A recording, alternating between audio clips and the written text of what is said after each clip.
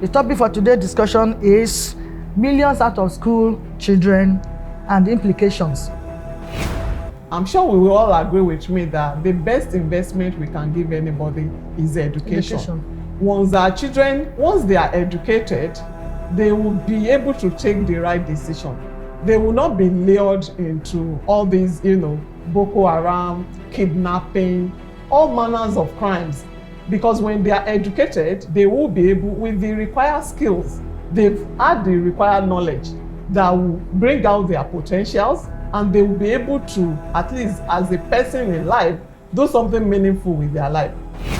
I begin to wonder why these are leaders don't even think that if they don't fund education, they will have more work to do. Exactly. Because when these children are well educated, they know what to do. They will not involve themselves in crimes. We are still putting our voice here to say that our leaders, please allow these children to be well educated. Let them have the access to that education. In any way you want to do it, so that it will ease your own leadership. Because if you don't do that, they're going to make your leadership ungovernable.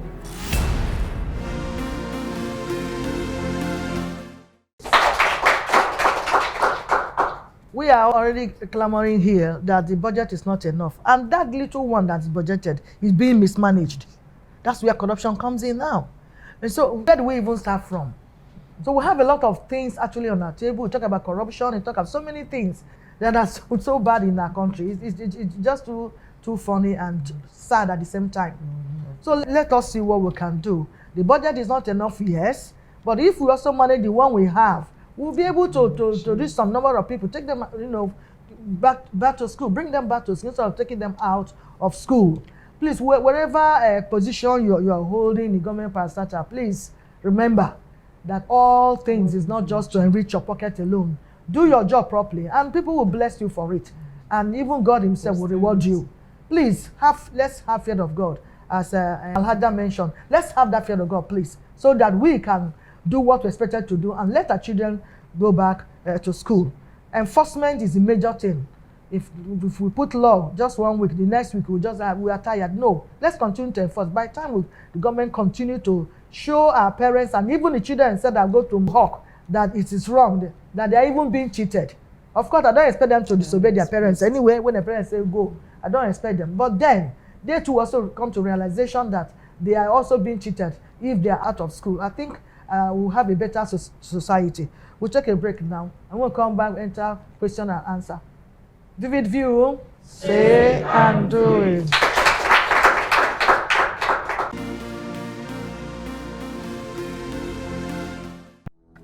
My name is Success Clement. My question is, how do we tackle the challenge to save our school children?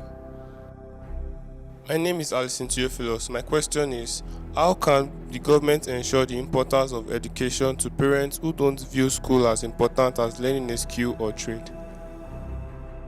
Mr. Champion, how can the government ensure effective implementation of the allocation for education? Thank you.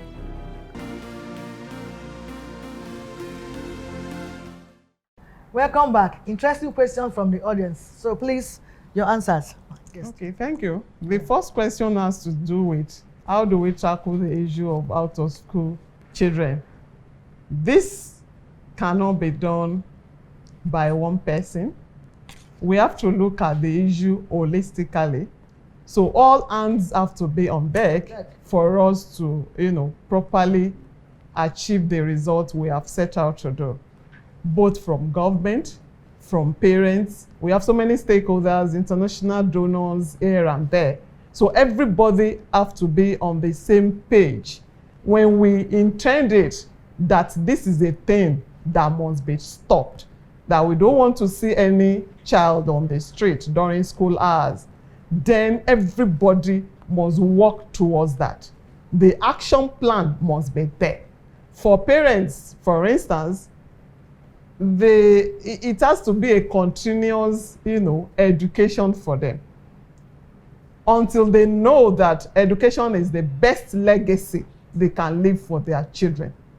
There is nothing else. No matter how rich you are, even if your children are not well educated, at the end of the day, they might just squander those riches Yeah, they and squander, wealth yes. that you think you have left. We've seen many cases like that. So it's very important that parents should know that my first responsibility on these children that as God has used me to bring to this world is to educate them. To give them quality education. To give them quality education, no matter what. We have some people that have the belief that the girl child should not be educated. After all the education, it will end up in the kitchen. Or we have some in the eastern part that because statistics have also shown that most boys in the eastern parts are, they don't take education serious. They feel that it's the girls that should be educated. But that should not be. Whatever we are going to do, even if it's skills you are going to learn, if you are educated, it's going to rub off on whatever skills acquisition or business you are going to do. It's very key. So all these notions have to be corrected because we have certain stereotypes that are contributing to this out of school issue.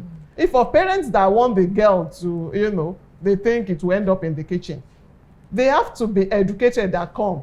If this child is not, sent to school, the probability is that she will get married earlier than, she should, which will be a child marriage at the end of the day with its own consequences. Yeah. We have VVF cases in hospitals for children who are not, yet ripe enough to get pregnant. Right. Those things are there.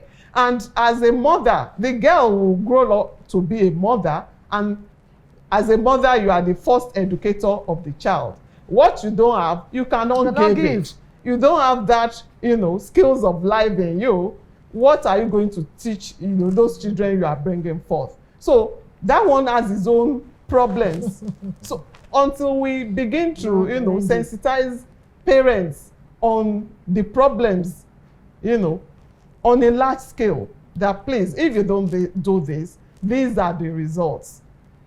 We talked about some of them going into crimes, all this kidnapping, Boko Haram. Yeah. And for those who have gotten education, who have skills of life, they won't think of joining crime. Of course. That will not be. So everybody will, the society itself will be at peace. Will have sustainable development and everything. So that's why I said it is a whole lot of issue that all hands must be on deck.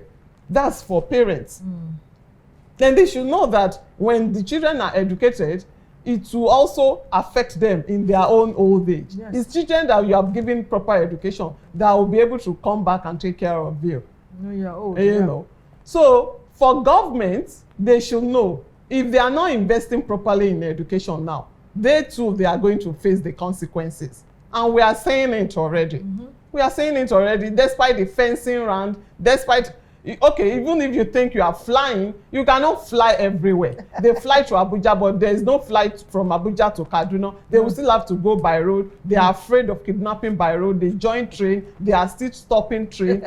That's to tell us that you just have to nip this problem in the bud. Exactly. If not, we are all going to face the consequences at the end of the day. Nobody will be able to stay indoor. If you feel your children will travel abroad, there is no place like home. There is no place like home. And God is so wonderful. We've gotten the best of everything. It's only this leadership that is our problem. And that dovetails into the second question. Leadership is key in everything.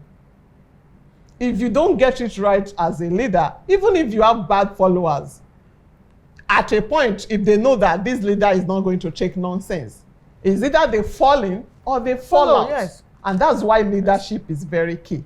And that also tells us that as citizens, we have a great role to play. You cannot be complaining that they are not doing it right and you are not partaking. And partaking is not just about talking on social media. It's about being involved. It's not only about having your voter's card and voting when it's from the grassroots, from your local communities. That's where the governance, the politicking comes in. Yeah, you have to be there. You have to partake in it so that you will correct those things that needed to be corrected. Because those who are putting policies in place, we have given them budget, they are not implementing. It is those that are there. If we elect the right people. If we put the right people in position of power, then we will begin to change things gradually. Fine, it will not change overnight, but we need to start somewhere. And that takes us to the second question of parents in terms of skills. We've also touched that. Even if they are going to learn skills, learn trade, when children are educated, that education will impact on the skills of life, trade they've learned. If they are going to do business, whoever is educated, the way they are going to handle their businesses will be quite different, because that education they have gotten will have positive impact on whatever they are doing in life. Really. So it's very key. It's not just about, just saying it. It's the results that will come from educating these children.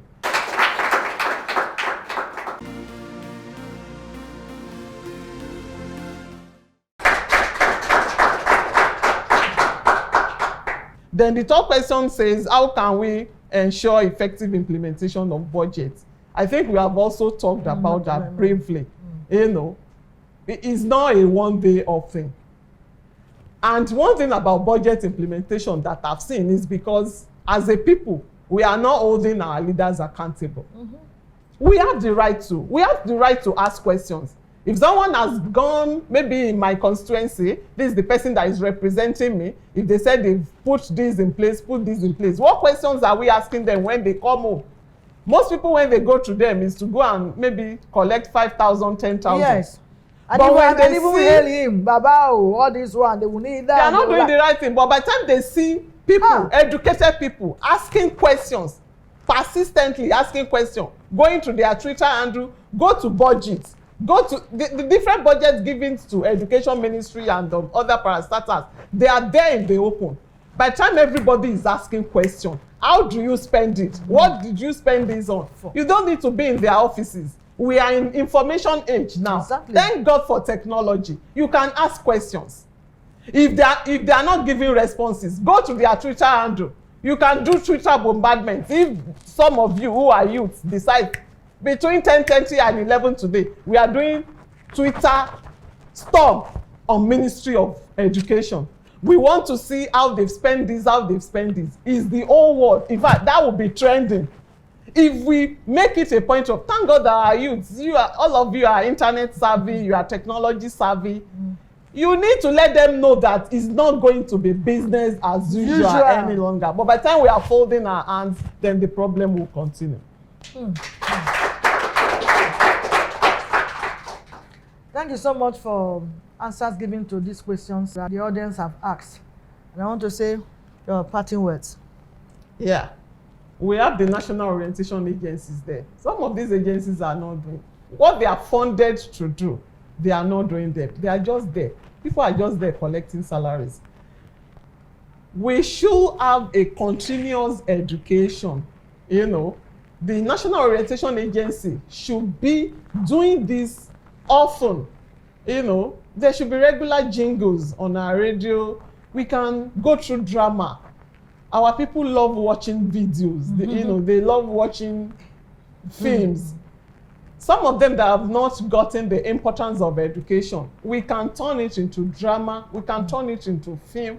Since they know, some people can spend 6 hours, 8 hours at a go watching one film, home video after the other. We can educate the people through what they know. This is what we know people love. Why can't our agencies go through that, educate the people, let them know the value of education so that we will do the right thing? And as the people, we should hold our government accountable. If we are not ready to hold our government accountable, the status quo will remain and we will not achieve the desired result. But by the time those in government know that it's not going to be business as usual, if you are not doing the right thing, we are going to ask questions. Please, let's go out there, make it a point of duty, determined in our mind that we are going to make this country work. Japa syndrome will not help anybody. If you Japa go, there are issues over there too. So why don't we make our country work? It will be the best for everybody. And by the time things are working well, we will all enjoy the situation. What more can I say? then our government, please, still help us to implement this budget. Education is the order of the day. You in the government, you have some level of education, that's why you are there. Let it flow to the grassroots. Let everyone have this, take this education. It is very, very key. So do all you can to ensure that our people are educated. Put policy and implement them. It's not just for the policy to lie in there, because truly we have a lot of policies on this education, but none of them is being implemented. The ones that the few ones will try, corruption comes in. And people find it as an advantage or as opportunity to enrich themselves than using the money for the purpose. Then parents also think that, okay, what's the sense of going to school? Let my children go and learn trade. That is more important. No, you will not start learning trade, but if you have education, it will even be easier for you to learn the trade. So please, parents, don't also leave your children at home. That learning trade is the more important. No, education is also very, very important. That is the era we are in, and we need to grab the opportunity as much as we can to ensure that our children are properly educated, and that these children that are out of school are back to school. That is what it's supposed to be. Having said this, I want to thank our guests again for your time with us, and of course our audience here and viewers out there. The production crew, thank you for job well done, and executive producer. Our sponsors will continue to pray for you that your business will continue to thrive, and you continue to also support us. The reason why we are still, on air. Having said this, I want to call artist Ratty J to sign out this program. Please, next week, same time, same station, join us. I am Elise. Vivid View. Say and do it.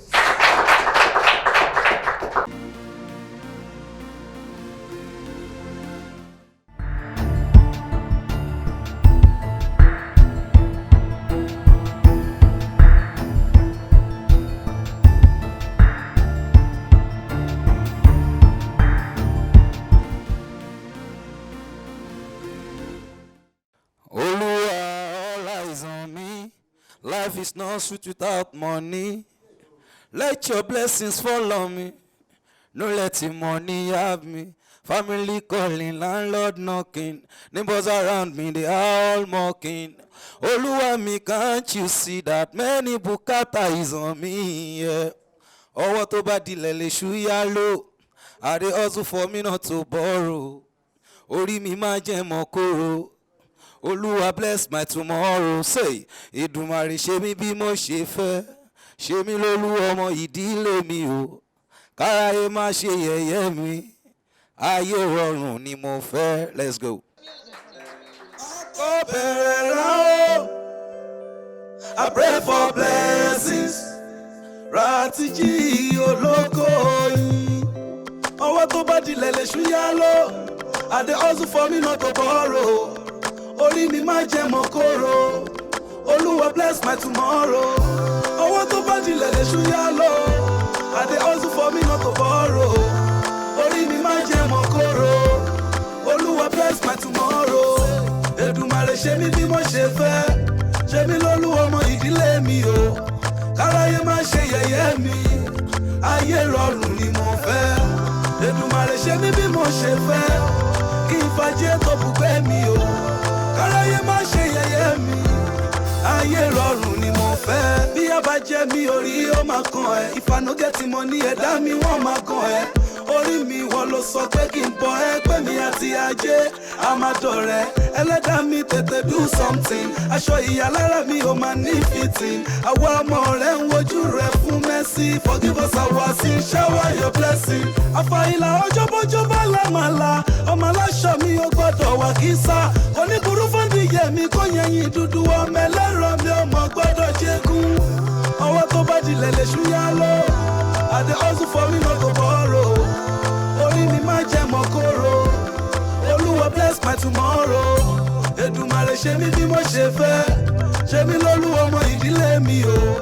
Káráyé má ṣe yẹ̀yẹ́ mi. Ayé rọrùn ni mo fẹ́. Èdùmàrè ṣe mí bí mo ṣe fẹ́. Kí n fàjẹ́ tó bùgbé mi o. Káráyé má ṣe yẹ̀yẹ́ mi. ayé rọrùn ni mo fẹ́. Wọ ilé mi o, wọ ilé mi o, àdàbà tí péré o. Olúwa, all eyes on me. Life is not sweet without money. Let your blessings fall on me. Don't let the money yap me. Family calling, landlord knocking. Neighbors around me, they all mocking.